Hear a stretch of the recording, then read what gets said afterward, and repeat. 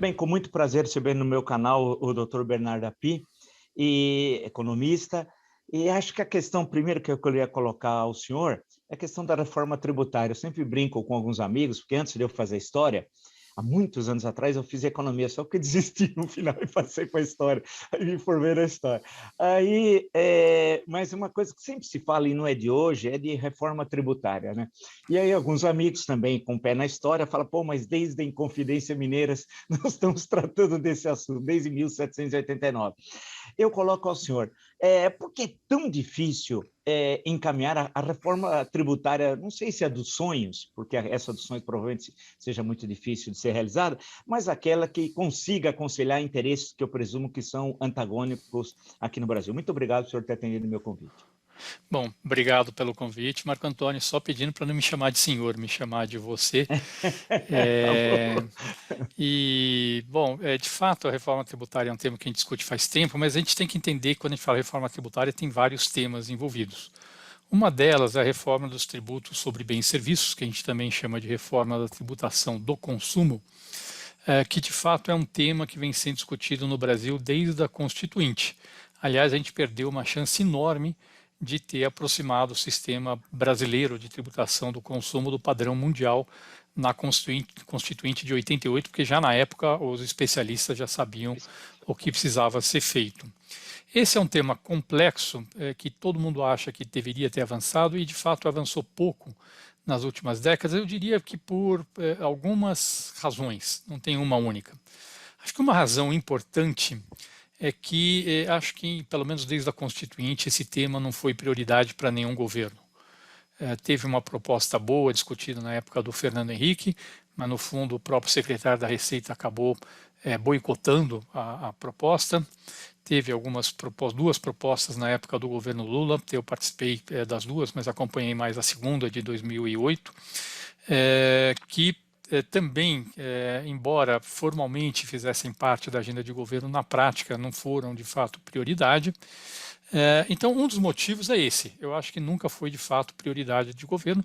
Nesse governo, com certeza, o governo eu vou falar um pouco mais adiante, tem duas propostas boas em discussão no Congresso Nacional e o governo nunca teve interesse nessas propostas.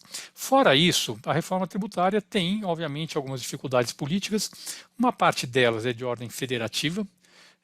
Sempre houve uma boa reforma da tributação do consumo, envolve estados e municípios. Sempre houve da parte dos estados, até recentemente, muita resistência. Os estados não queriam perder o poder de dar benefícios fiscais, queria acontecer numa boa reforma da tributação do consumo, que adota regras homogêneas, sem benefícios fiscais, tributação no destino, mas isso está superado. Hoje, todos os estados da federação, de alguns anos para cá, passaram a aprovar uma reforma ampla da tributação do consumo que acaba com o ICMS, substitui por um bom imposto sobre valor adicionado com regras homogêneas, tributado no destino, que é o modelo, é o padrão internacional de tributação do consumo. Ainda existe, sim, alguma resistência dos grandes municípios. A proposta tem o apoio dos pequenos municípios, através da Confederação Nacional dos Municípios. Tem alguma resistência dos grandes municípios que não querem perder o imposto sobre serviços, o ISS, que é um imposto municipal, mas o fato é que não tem como ter um bom tributo sobre o consumo sem juntar o ICMS com o ISS. Aliás, o Brasil é o último país do mundo que continua separando a tributação de mercadorias e de serviços, pelo menos entre os países economicamente relevantes do mundo, é o último que continua fazendo essa separação. Então, esse é um dos motivos. Tem algumas resistências setoriais, mas acho que tudo isso é resolvível com bom diálogo político, algumas concessões, eu acho que dá para resolver. Eu acho que o motivo principal é, de fato, a falta de empenho dos governos na aprovação da reforma tributária. O projeto amadureceu, nós temos hoje no Congresso dois projetos bons de reforma tributária, a PEC 45 está na Câmara dos Deputados, mas que está parada, porque como era um projeto apoiado pelo grupo político do Rodrigo Maia, acabou enfrentando uma oposição do Arthur Lira, o novo presidente da Câmara. Tem um projeto no Senado, que o senador Roberto Rocha, que é a PEC 110, senador Roberto Rocha, apresentou um parecer agora em outubro, é um bom projeto, não é o ideal, mas com algumas concessões políticas é um projeto bastante bom, mas eu acho que não avança principalmente porque esse governo não resolveu transformar isso em prioridade. Essa que é a verdade. Mais do que em governos anteriores, acho que hoje estamos maduros para aprovar uma reforma da tributação do consumo no Brasil. Tem outros temas, a reforma do imposto de renda, por exemplo, que é um outro tema, a gente pode falar em seguida, mas quando a gente fala em reforma tributária, geralmente a gente está falando da reforma da tributação do consumo. A questão, então, por favor, do imposto de renda, como é que também é uma questão que reiteradas vezes aparece no debate político? Tá. Então, o problema do imposto de renda, a gente precisa entender onde estão as distorções. O que acontece é que nós temos distorções hoje no imposto, na tributação da renda no Brasil, que fazem com que uma parcela relevante das pessoas de alta renda pague pouco imposto. Temos distorções na tributação de instrumentos financeiros, alguns instrumentos que têm a alíquota zero, isenção, que não tem muita justificativa, acaba criando muita distorção. Temos distorções absolutamente injustificáveis. Só dar um exemplo. Qual é a tributação de um aluguel recebido por uma pessoa física no Brasil? Se ele recebe aluguel diretamente na pessoa física, ele tem um imóvel, recebe aluguel, vai pagar 27,5% de imposto de renda. Aí ele tem 10 imóveis, capitalismo, empresa de lucro presumido com esses imóveis, e vai pagar de 11,3% a 14,5% de imposto sobre esse aluguel. Ou então ele tem 50 imóveis, junta com 50 pessoas que têm 50 imóveis, cria um fundo de investimento imobiliário, diz que a cota é negociada em bolsa e paga 0% de imposto de renda sobre o aluguel que ele recebe sobre esses imóveis. Então nós temos várias distorções na tributação da renda no Brasil, e existe um debate no Brasil de que haveria uma injustiça porque o Brasil não tributa a distribuição de dividendos. O Brasil é um país em que o lucro das empresas é tributado apenas na empresa e depois não é tributado na distribuição. A grande maioria dos países do mundo tributa na empresa e tributa na distribuição. Tem alguns países que fazem como o Brasil, tributa só na empresa. Tem pouquíssimos países que tributam só na distribuição. Mas, a rigor, eu pessoalmente não vejo aqui um problema estrutural. Quer dizer, o lucro está sendo tributado, o lucro é do acionista, seja na empresa, seja na distribuição. No entanto, em muitos casos, a alíquota que é efetivamente paga na empresa é muito menor que os 34%, que é a alíquota nominal que incide sobre o lucro no Brasil. Então, por N formas, seja porque eu sou uma empresa de um regime simplificado como lucro presumido, em que eu arbitro, por exemplo, eu sou um prestador de serviço, eu arbitro que meu lucro é 32% da receita, mas o lucro de verdade é 80% da receita, então, na verdade, eu estou tributando menos da metade da minha renda, seja porque eu sou uma grande empresa e numa grande empresa você faz planejamento tributário legítimo, mas existem muitas formas de reduzir o lucro tributável na empresa e, no fundo, acaba pagando uma alíquota que é bem menor que os 34%. E, no fundo, quando acontece isso, quando o lucro efetivamente é pouco tributado na empresa, o acionista acaba sendo pouco tributado. Eu acho que é uma discussão importante, eu acho que nós temos que fazer. O problema é que precisa ser uma discussão que precisa ser feita com cuidado. Existem muitas formas de integrar a tributação na empresa e na distribuição. Em qualquer modelo, você teria que reduzir a alíquota na empresa para poder tributar a distribuição. Agora, existem muitas formas de fazer isso. O governo mandou um projeto para o Congresso Nacional, PL 2337, mandou agora em meados desse ano. Era um projeto que avançava nesse sentido de reduzir a tributação da empresa, passar a tributar a distribuição, mas que claramente a versão original estava descalibrada, que levava a um aumento muito grande de carga tributária. O projeto foi aprovado na Câmara, mas a Câmara piorou muito o projeto. O que foi aprovado foi um projeto muito pior, um projeto que, no fundo, por exemplo, no caso o exemplo que eu dei de um prestador de serviços que tem arbitra que 32% da renda é faturamento, mas a renda é 80% do faturamento, ele ia ser ainda menos tributado do que ele é hoje. É um tipo de distorção que a gente não pode aceitar num projeto que deveria corrigir distorções e não agravar distorções. O projeto, então, provavelmente não teria um efeito positivo nem do ponto de vista distributivo, nem do ponto de vista da eficiência econômica. Era um projeto mal desenhado, principalmente o que saiu da Câmara dos Deputados. O que o governo mandou até estava mais bem desenhado, mas mal calibrado. Eu acho que esse é um assunto que precisa ser discutido com calma e não um assunto para aprovar a toque de caixa sem nenhuma discussão, como a gente infelizmente costuma fazer aqui no Brasil. Mas é um tema que está amadurecendo, é um tema que estava fora do radar há alguns anos atrás, é um tema que entrou no radar da discussão técnica de uns anos para cá, e eu acho que nós estamos amadurecendo a discussão de como fazer a reforma do imposto de renda e corrigir distorções distributivas que nós ainda temos hoje. Deixa eu só colocar uma questão a você, eu ia falar o senhor, é costume. Do início da nossa conversa, fez referência às resistências que existem, a questão da tributação no destino. Se eu estiver errado, por favor, me corrija. Pergunta que eu faço assim, é bem do senso comum, né? Numa proposta de reforma, alguém ganha, alguém perde. Nem todos podem ganhar, a princípio, presumo. Qual é justamente os municípios, será que são as capitais os que cobram o imposto sobre serviços? São esses os maiores prejudicados? Ou se são prejudicados a curto prazo, não serão a médio e longo? Qual é o nó dessa questão? Tá, então, na verdade, é fato que quando hoje você tem estados cobrando ICMS e municípios cobrando ISS. Se você junta os dois, e hoje o imposto é cobrado dominantemente na origem, tanto o ICMS como o ISS. Quando você junta os dois e o imposto vai passar agora a ser tributado no destino, e falar tributação no destino significa que numa transação interestadual ou intermunicipal, o imposto pertence ao estado e ao município de destino da operação. E mais, eu tiro a base fragmentada entre ICMS e ISS junto numa única base, um imposto sobre valor adicionado, que aqui no Brasil nós estamos chamando de imposto sobre bens e serviços. Obviamente isso acaba levando a uma redistribuição de carga, de receita entre os entes da federação. Como é que se trata isso na reforma tributária? Bom, primeiro, as propostas que estão no Congresso Nacional prevêem uma transição bastante longa na migração da distribuição atual da receita para a nova distribuição da receita entre estados e municípios. Na PEC 45, essa transição era de 50 anos, a última versão do substitutivo da PEC 110 é de 20 anos.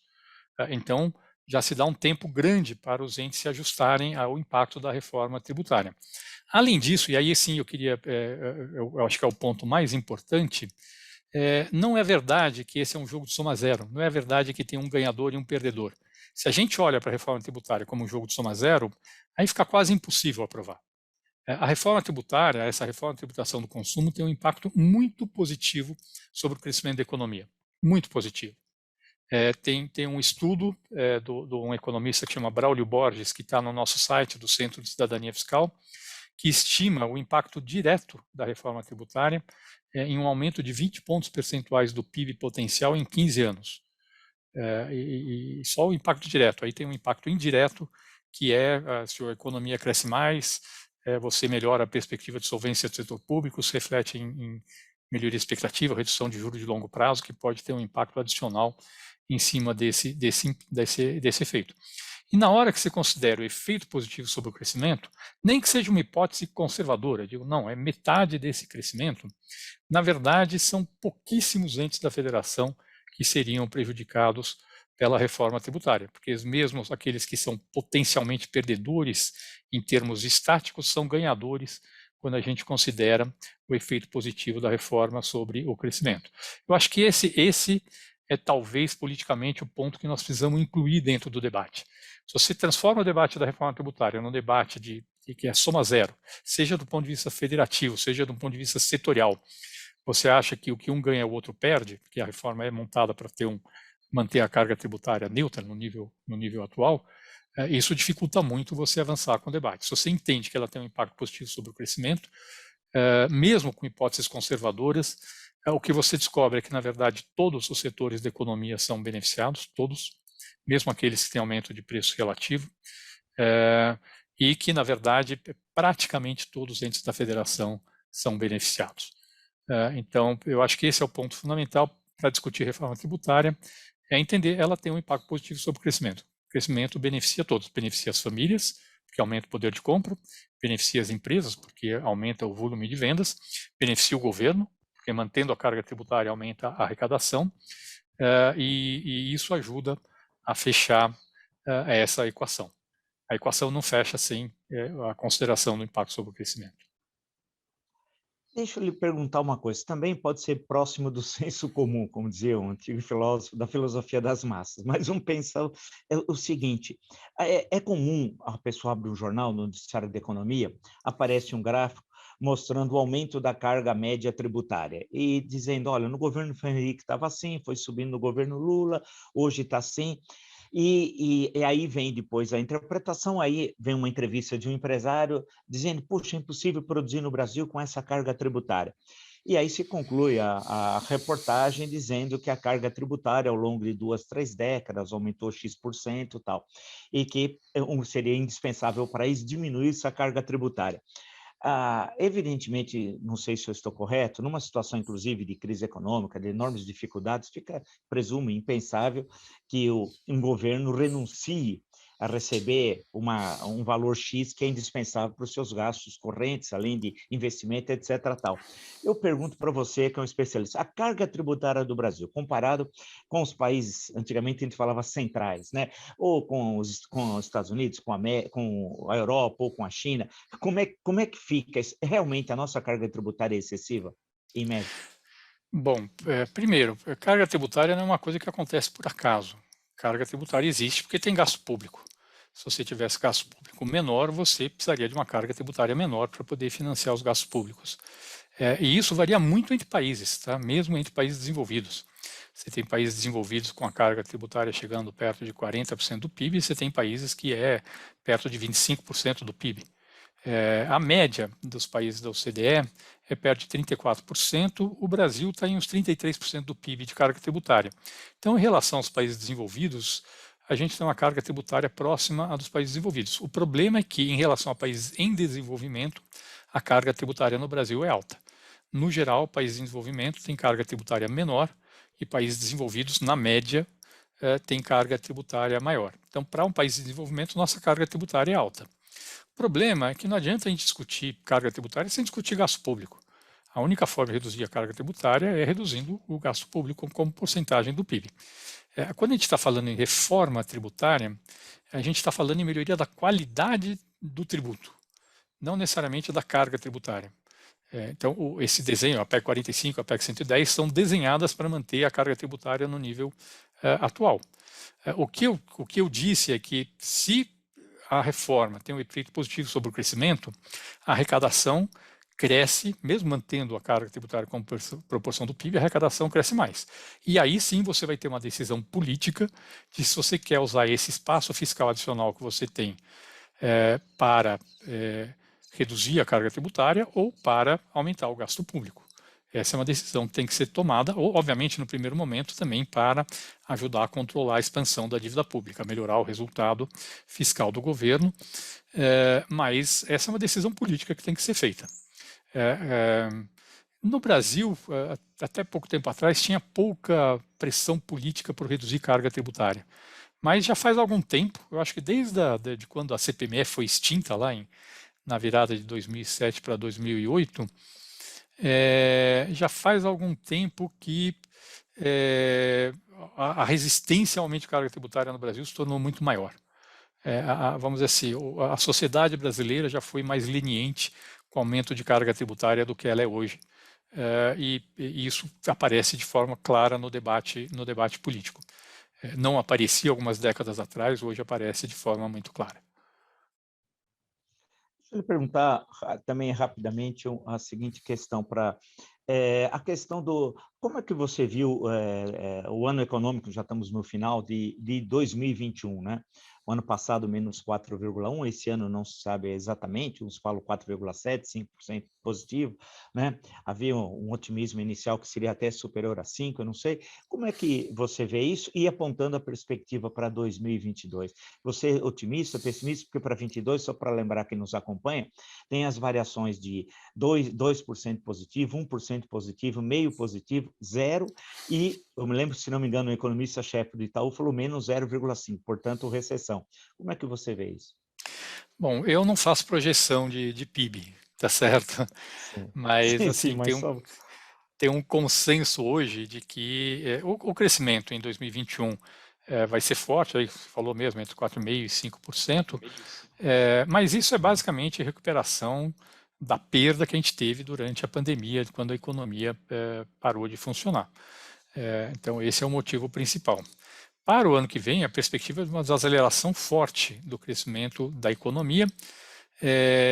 Isso já aconteceria normalmente, porque o ano, como eu falei, o ano de 2021 foi uma recuperação, uma reposição de algo que deixou de ser produzido em 2020, mas eu acho que a situação atual do país, essa desconfiança, essa muito grande sobre a solvência fiscal do país, o fato de que a gente está com juros reais altíssimos de longo prazo, a inflação alta, tudo isso, o que a inflação alta obriga o Banco Central a ser mais duro na gestão da política monetária, a subir mais os juros, tudo isso indica um crescimento pior em 2022, talvez não muito superior a zero, tá certo? Então, acho que realmente estamos numa trajetória ruim, que em parte seria natural, será cíclica, mas em parte é resultado de uma gestão econômica que teve um impacto muito ruim sobre as expectativas e que acabou tendo esse efeito de dar uma empinada nos juros de longo prazo, que acabam tendo efeito muito negativo sobre investimento, sobre consumo de bens duráveis, mercado imobiliário e mesmo essa inflação que está corroendo o poder de compra da população. Uma parte da inflação é mundial, está acontecendo no mundo inteiro, são problemas de gargalo de oferta em função da mudança na composição da demanda que ocorreu durante a pandemia, menos serviço, mais mercadoria, mas uma parte é sim por causa da má gestão da política econômica no Brasil, que acaba gerando essa desvalorização muito forte do dólar, que aumenta ainda mais a inflação, e acaba gerando essa desconfiança na solvência do país, que acaba levando a essa alta de juros de longo prazo. Então, uma parte dos nossos problemas não é nossa responsabilidade, vamos dizer, é um problema importado do resto do mundo, que é a inflação, mas uma parte dos nossos problemas é a responsabilidade, sim, de uma gestão bastante ruim da política econômica, que vai ter, sim, como consequência um crescimento menor em 2022. O número exato eu não me arrisco a dizer, eu não faço essas contas, e quem faz costuma errar, mas a tendência eu acho que está bastante dada.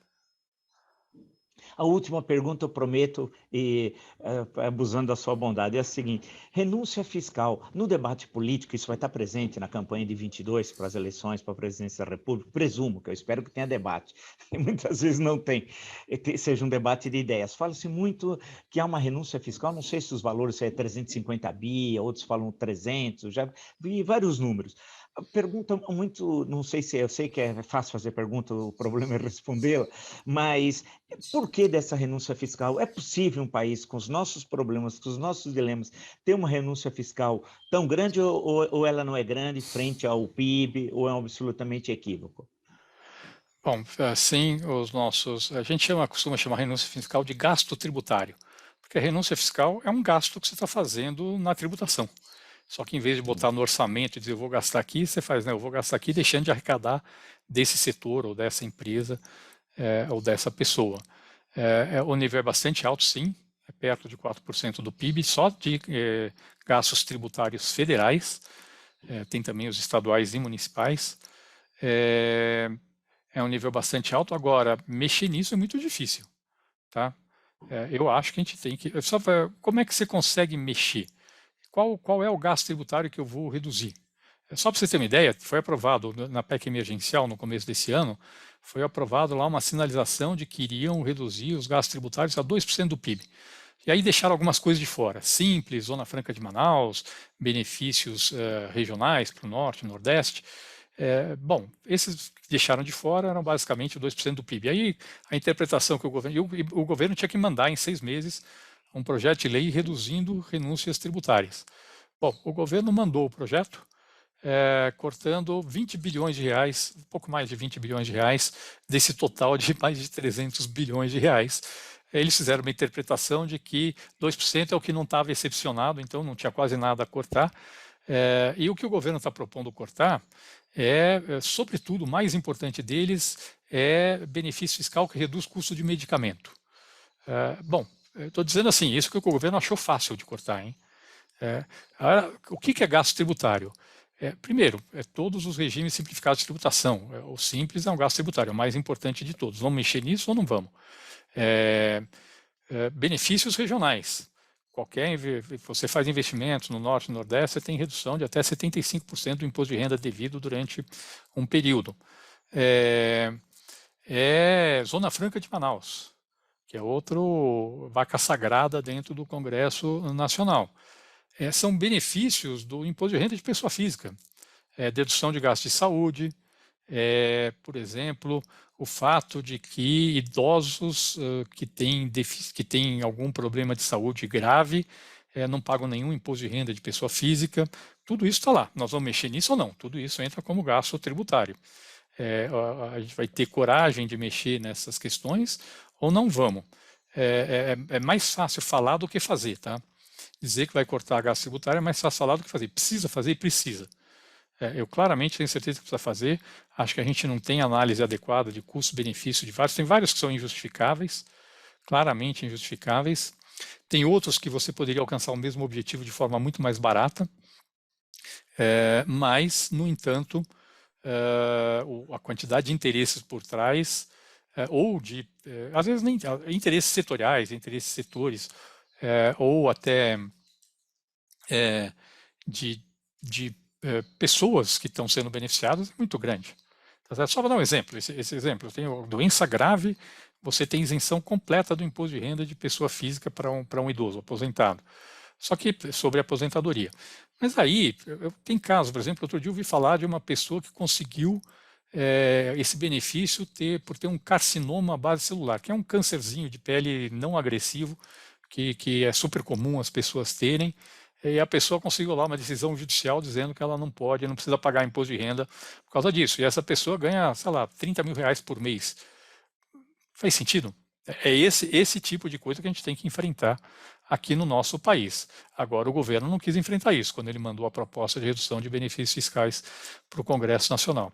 O melhor que ele conseguiu fazer foi essa redução de benefícios para medicamentos, que eu queria dizer assim, eu sou muito contra benefício fiscal. Um dos poucos que talvez se justifique é para medicamento, por incrível que pareça. Quer dizer, o governo propôs cortar exatamente aquilo que, do meu ponto de vista, pode ser que tenha algum sentido. Então, é isso. Benefício fiscal é fácil falar que vai cortar, é bem mais difícil fazer. Valeu. Poxa, eu agradeço muito, Bernardo, a sua entrevista, eu já tinha um monte de outras perguntas, mas uma outra vez eu vou fazer, porque você expôs de forma muito clara, eu acho que isso é legal, precisa de clareza nessa discussão, né? Porque as pessoas acompanham e não sabem bem do que está falando, tal. Eu acho que você expôs muito bem, apresentou várias questões, e eu espero, não sei se é uma ilusão minha, que agora, no ano de 22, no debate político eleitoral, essas questões deveriam, espero que estejam presentes, né? Vamos torcer que os candidatos a presidente discutam isso e apresentem propostas e o eleitor possa escolher entre os candidatos, nessa questão, inclusive, quem tem a melhor proposta. Vamos esperar, né? Vamos sonhar com isso, né? Muito obrigado, então, pela entrevista. Eu é que agradeço o convite, Marco Antônio, e estou contigo. Eu gostaria muito que esse tema entrasse, de fato, como tema das campanhas eleitorais, mostrando as distorções, mostrando o que acontece se a gente corrigir distorções e por que isso é importante para o país. Obrigado. Valeu. Obrigado, então.